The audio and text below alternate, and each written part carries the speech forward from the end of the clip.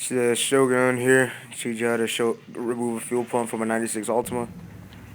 You want to start with the back seats, taking them apart. There's two bolts that hold down the bottom portion. They're 13 or 14 millimeter, I believe.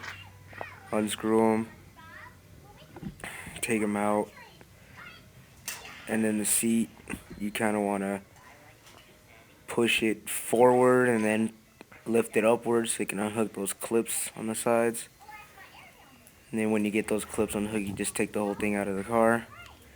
The upper portion, you want to take down the armrest, open it up, and move that little piece of pleather that's better than leather, and remove the two 10 millimeter screws behind it.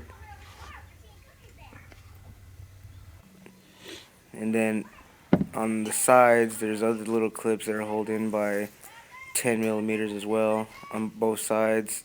You want to unscrew those, and then you'll be able to lift up the seat. You want to lift it up and then out because there's hinges on the back that hold the seat in place, and then you'll be able to take that out of the car. Now to the nitty gritty. There's four 10 millimeter screws holding in the plate that covers the access panel to the fuel pump and the fuel tank. You want to get off four out of the way, and there's this black piece that you probably cut, but it's just a little, it's whatever really. There's a plate. I unplugged the two plugs. Those weren't really hard to get off. These fuel lines were pretty hard to get off. It's the high pressure inlet and outlet hoses. Just unscrew them and undo them. You want to kind of wiggle them a little bit with some pliers. Be careful not to rip them though.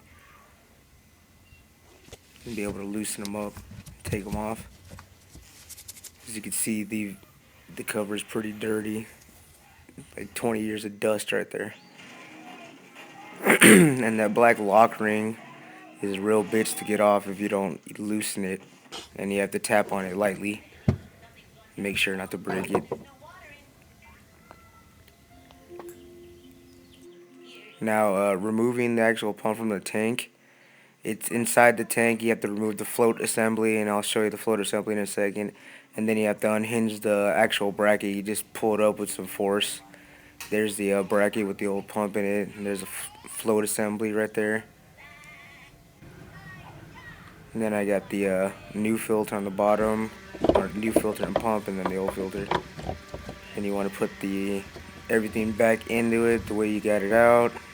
Put the black lock ring back on. It was a bitch to get on again as it was to get off. And there's the complete.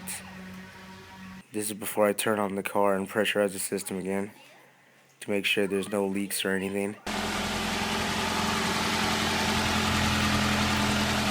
Yep, checking the fuel filter in front of the cab, one at the back, checking the lines for any leaks or any noticeable gasoline smells, aside from the gas that probably already dropped inside the car from me draining the lines.